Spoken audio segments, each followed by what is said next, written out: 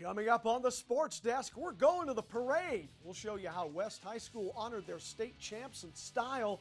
And speaking of champs, we've got a preview of the defending state champions in boys high school basketball. The Bishop Montgomery girls soccer team made quite a statement in their season opener. Plus, we'll introduce you to a club where current and future Olympians like to hang out. All this and so much more. The Sports Desk begins right now.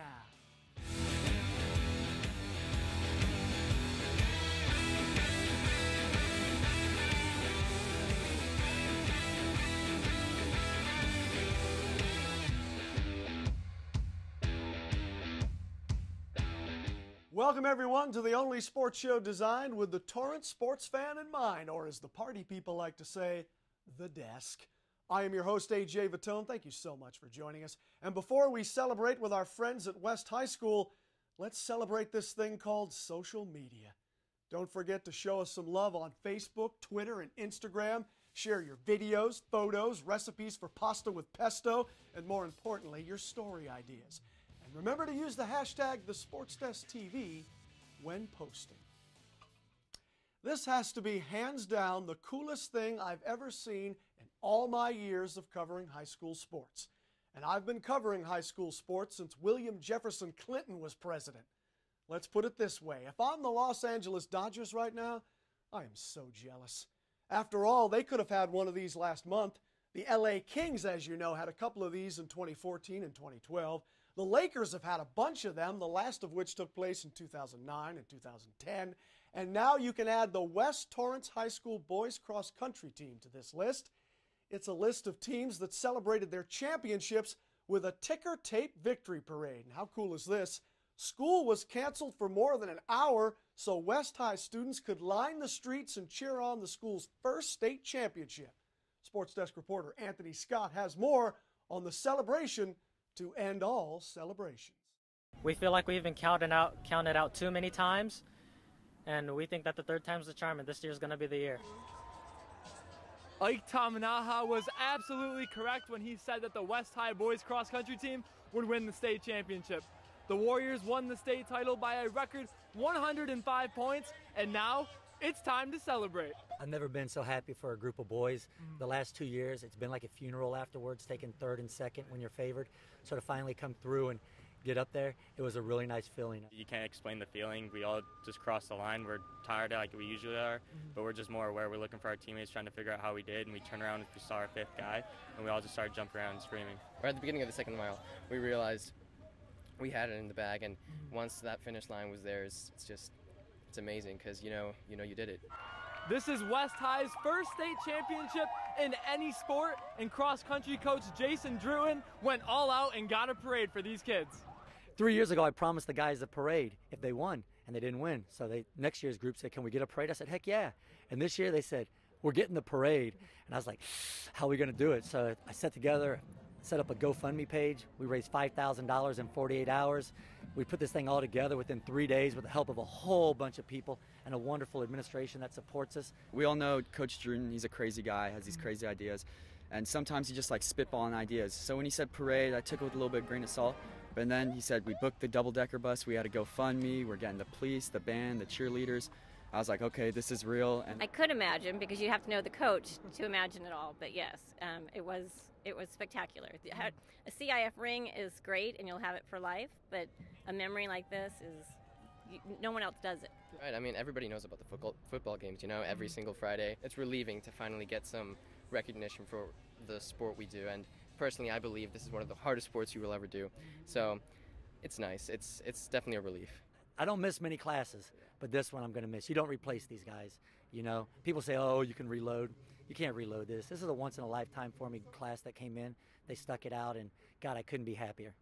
Over 2,000 students and a lot of family and friends came out on Victor Street to support the cross-country team as the parade passed right in front of West High. This is a state title that the school will never forget, and a moment that these runners will relish forever. Reporting from West High, I'm Anthony Scott for the Sports Desk. Anthony, thanks. What an awesome experience for those kids. It sure beats coach buying the team pizza. The Warriors will lose 5 of their starters to graduation, so it will be tough to repeat. But hey, you never know, right?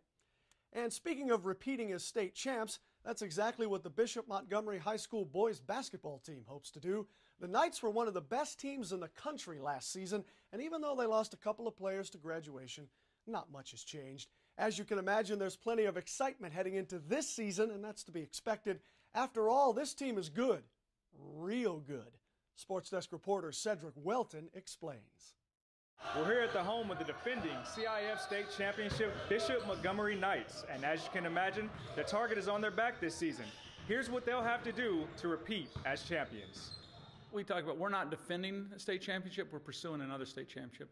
Because unlike the NBA where, you know, your core team comes back, when you win a championship, everybody's going to come back and get another shot at it. We're going to lose guys. It's just the way high school is. You're going to lose guys, you know, and we lost 2 key pieces. But we've got a good group back. We've added some key pieces, and we're not defending. That's over. We're pursuing. And we got to take the same attitude we took last year as we're pursuing the championship. You take it one game at a time. You know, you focus on the opponent at hand. Physically, you know, you treat your body right, get your rest, get your sleep, eat like 5-6 times a day, whatever it takes for you to get the extra bucket on the court. We just all play together. We respect our coach. Like, he knows what he's talking about, so what he says goes. Coach Doug Mitchell, a staple of Bishop Montgomery basketball, feels this year's team is even deeper than the championship team. This year, the Knights look to bring a fast-paced, physical style of play to the court. I spoke with the champs about how different they'll look this season. I think we've been known for our defense over the years, and I think the other thing is we have a lot of interchangeable parts. We don't really play position basketball. I don't have a 1, 2, 3, 4, 5. I have guys that kind of play all over the court, so I think you'll see we play fast. We try to get the ball down the court, and I think we use a lot of versatile guys that can do a lot of different things, and then we really try to defend. I think running more, getting up and down the court more, and playing defense faster. Let's play basketball and good defense. We can shoot the ball good, and our weaknesses is that we're just not that big. So we got to play tougher and box out.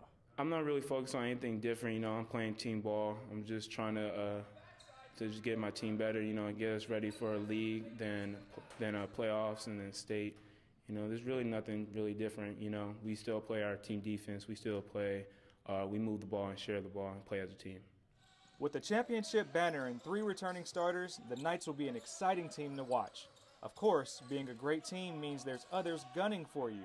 I spoke to the Knights about what teams they have their eyes on and their personal goals. The Sierra Canyon game because they have about 5 new transfers that are all great players, so we got to be ready for them. I'm not really worried about teams coming up, just one game at a time. Not defending a championship or pursuing another one. I just wanted to be the best player in the country. I just want to prove to everyone, you know, you don't have to have like a bunch of cameras and stuff in your face to get the job done and get the win and everything. So personally, and then I want to take my team to a championship, another one back-to-back. The Knights are a prestigious program and have the hardware to back it up. Led by Coach Doug Mitchell, who has won 3 state titles, the culture at Bishop Montgomery is predicated about being selfless and sacrifice for the greater good of the team. The Knights talked about playing for this program and playing for Coach Mitchell. He's a great guy. It's pretty tough playing for him because he's very strict and he has his discipline very well. But overall, it's really good. It's been fun to play with him. I think more or less we play for the school and for the fans, so that brings us up. It's the fact that he cares so much about the program. It's the fact that he wants to make each and every player better in every way possible. He'll push you to the limit, and that's what's most important about becoming a great player is you push your limits and expand your game. As you heard Coach say, you're never defending a state title, you're pursuing another state title. Reporting from Bishop Montgomery High School, I'm Cedric Weldon for the Sports Desk. Nice shot. Thank you, Cedric. You know, if you're one of the best teams in the country, it's because you're fortunate enough to have some of the best players in the country. David Singleton III is one of those players. Whether it's offense or defense on the court, David's game is, well, nasty. The senior guard has already committed to UCLA, and if you don't know who this guy is by now, shame on you. It's time to get to know David even better with some rapid-fire questions from yours truly, starting with, what's your favorite sport other than basketball? It'll be soccer. Not many people know this, but I played soccer when I was younger to work on my footwork for basketball for about 3 years. My favorite player is Michael Jordan. You know, I always like his willpower. I always like how he always gets his team involved first, and then he takes over the game. My favorite team right now is the Warriors because, I've been liking Steph Curry since '09, but when they picked up a few more players, I like how they share the ball. A favorite video game will be 2K, NBA 2K, because I love playing basketball. If I'm not on the court, I just love playing a video game. My favorite food, it'll be spaghetti because it gives me energy before the game. Favorite movie probably be 300 because I like how they never give up no matter what the odds are against them. Favorite TV show, probably be Everybody Hates Chris. Yeah. Chris Rock is very happy to hear that. He's a big fan of the show, we think. Hey, Singleton dropped 18 points in this nail-biter against Westchester. Bishop wins their 6th straight Trevor Ariza tip-off classic thanks to David's free throws with a $1:15 to play. The Knights are now 4-0 on the season. Elsewhere in boys hoops, Ambassador High School also improves to 4-0 with an easy win over Liberty Christian. West High is now 4-1 thanks to a 10-point win over Miracosta. Now in girls hoops, Bishop improves to 3-1 with a road win over Chaminade. The Saxons are now 2-1 thanks to their win against Valley Christian. And finally, the Warriors improved to 6-2 on the season with this victory against Redondo Union. To college basketball now, the El Camino women started the season blazing hot, winning 6 in a row. And for the most part, they were making it look easy, averaging over 65 points per game. Recently, the Warriors had their hands full and then some against the Wildcats of West LA College. Coach Shaw dropping knowledge before the game. Second quarter, Warriors down 1. Kayla Bibb to Jenna Kynan over to Amete Nianfa hooping the harm. 2 of her game-high 15 points. She also grabbed 11 boards. Warriors up 2. Hunter Noah. 2's a company, but 3's a crowd. 3 of her 12 points. She was 3 for 5 from beyond the arc. Warriors led 22-12 at the half. Third quarter, different story. The West LA Wildcats went off. Watch Torrance native Audrina Vieja. She's breaking all kinds of ankles. The trace is in your face. 3 of her team high 14. Wildcats outscored the Warriors 18-4 in the third. Audrina again, this time hooping a little bit of harm. West LA led by 4 after 3. Fourth quarter now. Warriors regain the lead. Hunter Noah inside, off the window, but it was short-lived. Deja Black drives inside for the Wildcats. She also dropped 14 in this one. The Wildcats snap Elko's win streak. Your final, West LA 53, El Camino 49. Here's Coach Shaw after the game. We keep battling hard, even there at the end when we were down, right, and it could have been hopeless, right, you know, especially your first loss. You start to think, oh, are we going to finally lose or something like that. We kept playing till the end, and we almost gave ourselves a chance still. And with more on this game, we bring in Sports Desk reporter Cedric Wilton, who gives us the lowdown in this breakdown. The Lady Warriors have been a force to be reckoned with, dominating their matchups for a perfect record entering this matchup versus West LA. However, a slow start to each half gave the Lady Warriors their first setback of the season. It's early in the season, right? And we probably weren't going to go undefeated all year.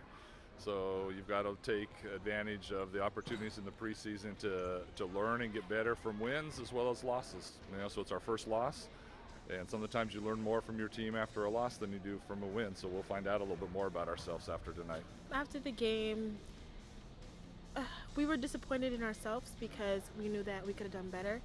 And going from a 6-0 run and this being our first loss, we were down, but we just feel that tomorrow we just got to go back to the drawing boards and do better. When you encounter adversity, you not only build character, but it makes you stronger. And according to Coach Shaw, as the old saying goes, you learn more from a loss than you do a win. Both the first quarter and the third quarter, we struggled so much offensively. Now they've had a lot of success. They did a lot of good things defensively. You know, they're long, they're athletic, they're quick, you know, and they made it difficult for us to try and do the things we wanted to do offensively. So just our offensive woes there, you know, in the first and the third quarter, I think really impacted the game. I think it was their energy. I think once they found out because at one point I think it was 22-12, we were up. Yeah. And it was their momentum that they had. I think that kept them going. And I felt like with us, we needed our energy. We didn't have it. The Warriors came out flat to start the third quarter and rallied in the fourth just to keep the game close. A season-high 23 turnovers proved too costly for the Warriors to pull this victory off. That's all part of what we're learning, right? So the players have to learn, right, at this point of the year, but the coaches have to learn too. That's the intriguing thing about JC basketball. It's a new group every year, so we got to kind of figure out what's best for us, you know, what in certain situations we're most effective at trying to do. I thought we got to figure out a way where we can attack the inside of a zone of the high post a little bit better. I thought that area was open for us some, and we had trouble attacking there, so we got to be able to attack the zone through the high post a little bit better. Just because we got this loss, we're gonna try to go for another run again and beat Irvine Valley, and just do what we do best, which is play basketball, play as a team, and win. The one thing that's so great about this team is they have that never quit attitude. As Coach tells all his players to keep fighting until there's zeros left on the clock. Reporting from the North Gymnasium at El Camino College, I'm Cedric Weldon for the Sports Desk. Thank you, Cedric. All right, we're going to take a quick timeout, but whatever you do, don't go anywhere because you won't want to miss this. Coming up next, it's time for some soccer. The Bishop Montgomery girls opened the season with a bang, and the boys teams from Bishop and North were also in action. Don't touch that dial. We'll be right back. Oh, emojis! I thought the conversation just got dumber. Ugh, internet trolls, just ignore them. I like you just the way you are. I believe in you. She's a hugger. Give her a squeeze. Help up the hand. Ah, there you go. Thanks, mate. You're killing it, Jane!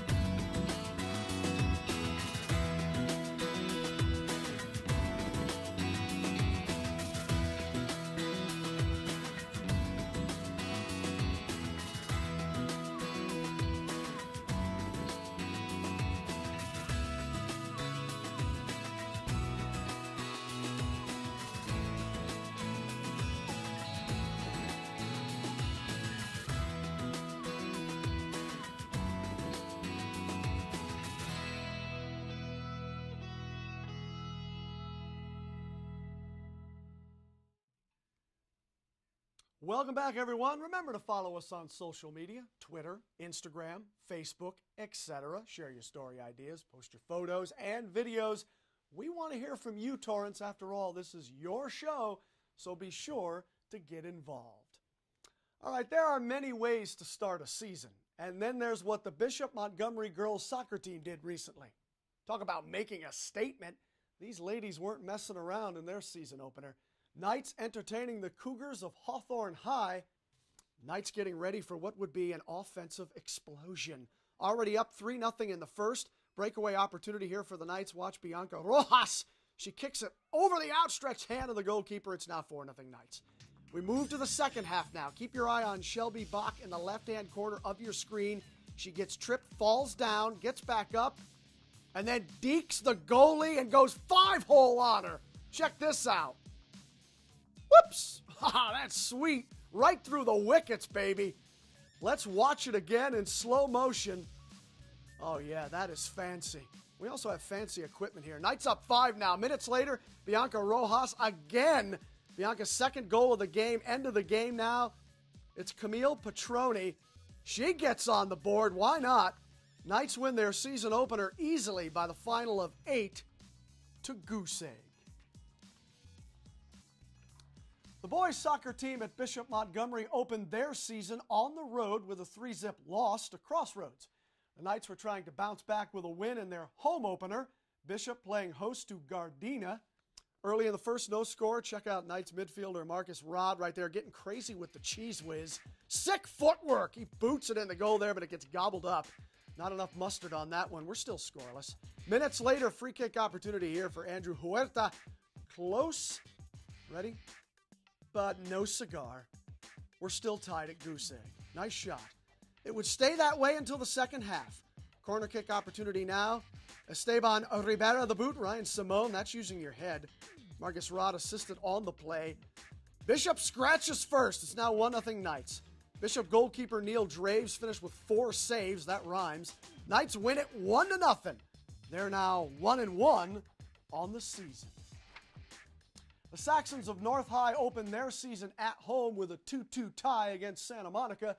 Saxons were entertaining Crossroads in their second straight home game of the season. Saxons huddled before the game. Early in the first, donuts on the board. We got ourselves a breakaway situation here. Arthur Agula punches it in for the Roadrunners. It's now 1-0 Crossroads. We're still in the first. This highlight happened so quickly, Ryan Goldberg puts one in off the penalty kick, and that makes the score 2-0 Crossroads. That was quick. Right after that, Alex Biederman and Arthur Angula combined for another goal. Roadrunners on top 3-0, and that would be your final, by the way. North drops to 0-1-1 on the season. Okay, we're going to take one last pause here on the Sports Desk, but don't you dare touch that dial, because if you do, you'll miss this. Still to come, this isn't your everyday run-of-the-mill swim club, not even close.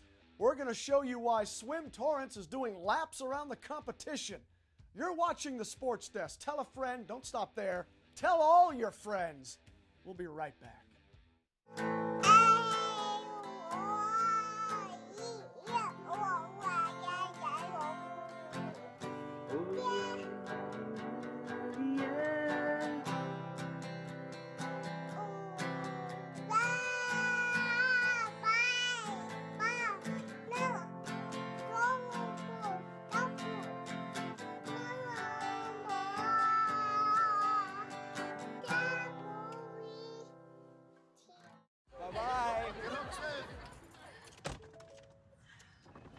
Hi.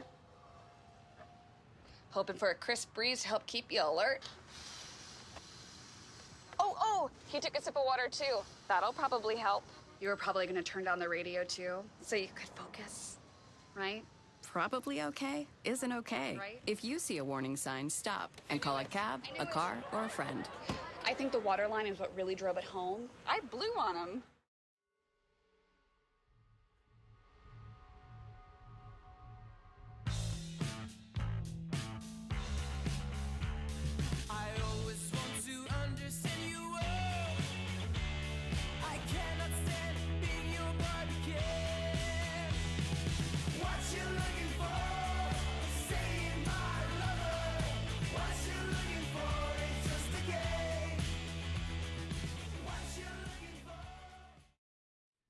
Welcome back. Hey, if you'd like to be the next Michael Phelps, Katie Ledecky, Missy Franklin, etc., you have to start somewhere, right? Let's face it, there's a difference between wanting to swim and wanting to swim competitively. If you're looking to up your swim game, Swim Torrance is a club you should join. Sports Desk reporter Danny Miskell tells us why. AJ, it's time to jump in the pool and get your butterfly stroke, your backstroke, your breaststroke, and your freestyle on. Because when you're here at the Torrance Plunge, nailing this 200 IM and swimming with your friends is exactly what you've come here to do. At Swim Torrance, the program is set up to ensure that every swimmer will stay on track to compete one day at the national level. And to get to that point, you got to start with the basics. We kind of break it down into a cycle of 3 separate things. We start focusing on the kick and just making sure that it's consistent. And then the second thing we go into is the catch. So we're focusing on hand entry and how you're pulling water on your palm and your forearm. And then we focus on reducing drag and just kind of bringing it all together in body line. These swimmers meet up to 6 times a week. And with that kind of commitment, they're not only seeing their skills develop, but they're also starting to notice just how competitive they can be. Most of the time we're in the same lane, so like one person's in front of the other, but I kind of like to race with the lanes next to me just to see like who goes in front of the other for the first set.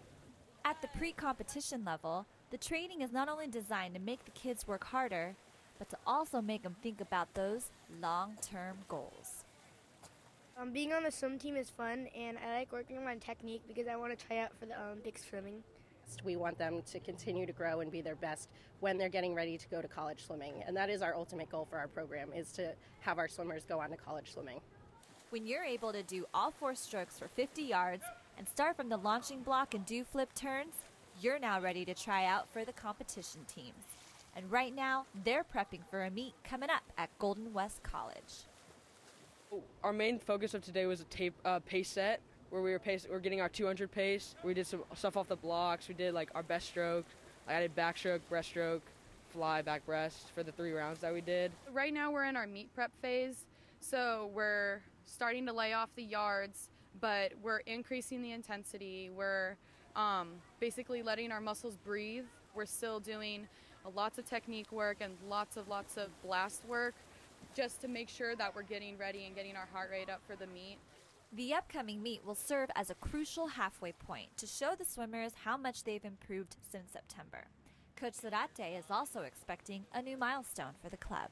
I'd like to see a bunch of lifetime bests. For our senior group, we're kind of at a level where we're right at the border of making a kind of a big jump when it comes to their standing like on a national stage. So it's kind of a neat thing where we're at the cusp of something really big for them. So it's a big kind of shift for what is possible here at Swim Torrance. Coach has been with the program for just over a year now and is already seeing exciting new precedents being set, starting with Audrey, who as of now is the only national level athlete at Swim Torrance. But don't worry, there are a handful of others who are right behind her.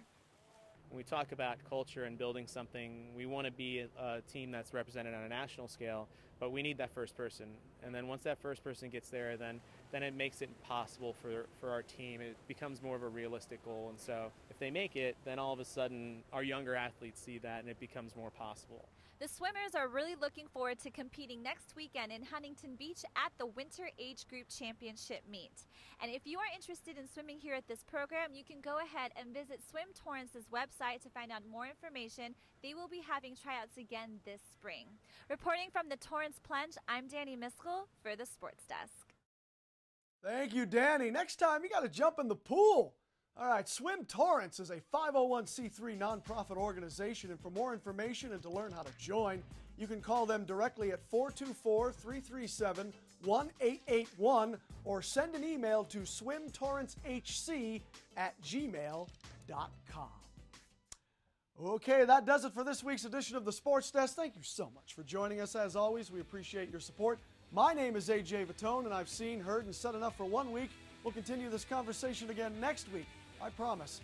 Until then, don't forget to follow the Sports Desk on social media, Facebook, Twitter, Instagram, and remember you can email us as well. We'd love to hear from you. That's all the time we have, sports fans. We'll catch you next time right here on the Sports Desk.